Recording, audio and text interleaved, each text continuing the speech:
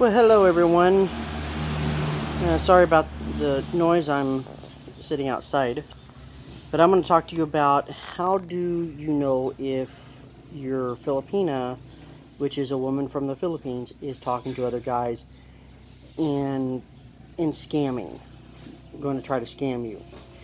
This isn't a full 100% how to do it, but it is kind of some red flags early in the relationship. One is when they're starting to write stuff out, if it's taking them a very long time and it comes up with just a small sentence, it's because they don't know very much English, which is very good.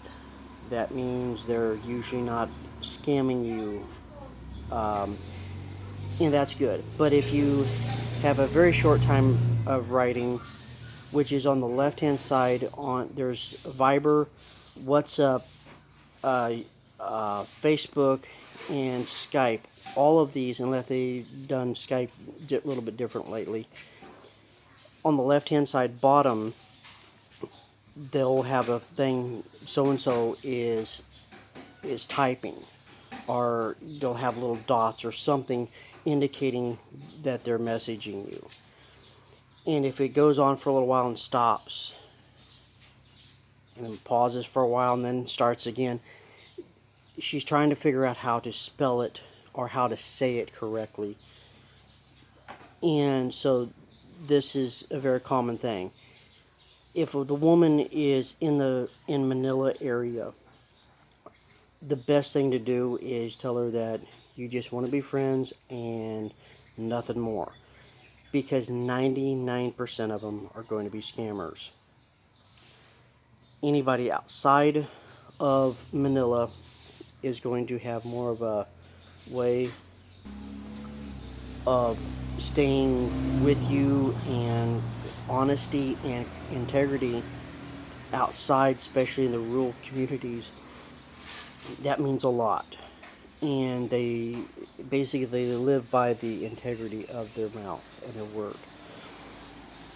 If she is inviting you to meet friends that she's known, someone is, if you get to talking to them and, hey, tell me about so and so, and they're going to probably start talking to you about her, and this is a good thing, and you're going to have other things. But if people are not wanting to talk to you about her, it's probably not a good thing. Going in and messaging her, and if she is typing really quick and having long sentences and big paragraphs or something, and it's very short typing, what is done is called copy and paste. They're pre-typed out, and they can be talking to 4 or 5 guys at a time, and she reads, oh, this one partially applies, so she'll just send it, and it's just to keep you talking. And if she asks very quickly for money within the first week, let her go. She is scamming you. She's not in it for love. If she sits here and says that she loves you within the first month, something's not right. A young lady here in the Philippines, you have to win their heart. But when they do fall in love, they fall in love very hard and very deep. And they're very sincere. So there are things that you gotta be careful with. Don't play with her heart. If you are interested in a Filipina, talk to her. Say, I want to talk to your dad. I want to talk to your mom. Well, they don't know English. It's alright. I want to see them.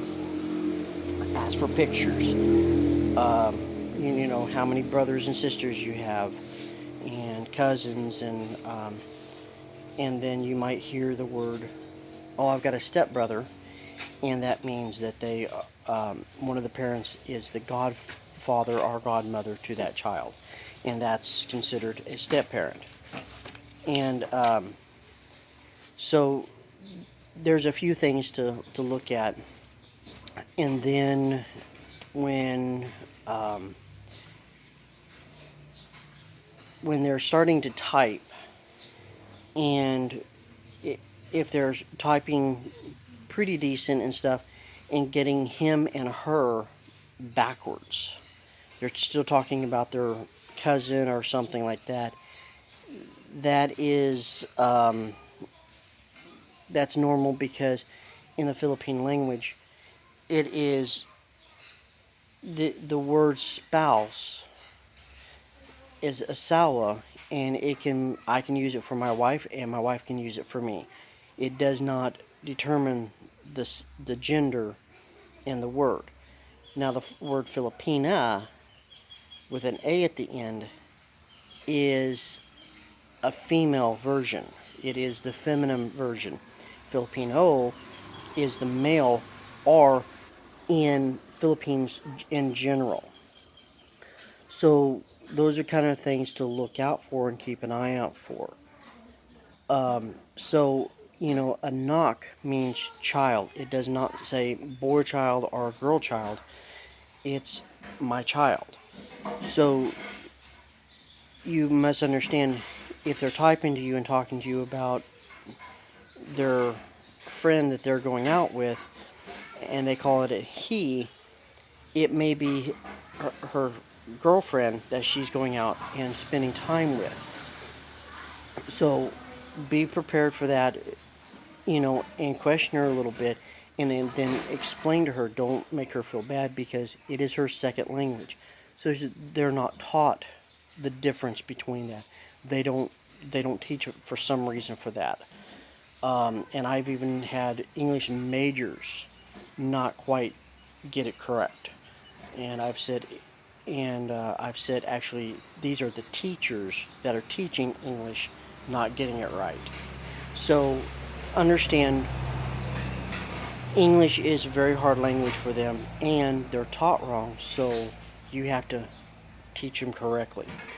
Be gentle, be nice to them. But when it comes to scamming, if they're asking you for money, no. Now, if you sit here and say, I want to send you money because I want to talk to you more, because they do have to have what is called a load for a phone. It's everything here on the phone is prepaid. So when you prepay it, then you get more data, and then you have to what is called register it. You have so much data, and then you have to re-register it.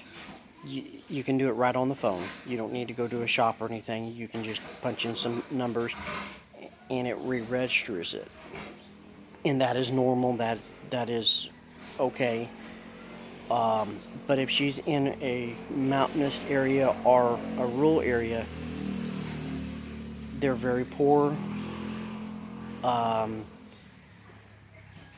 They're usually a very good woman, and there might be a couple days that they may not talk to you because they can't afford to come and go to the store.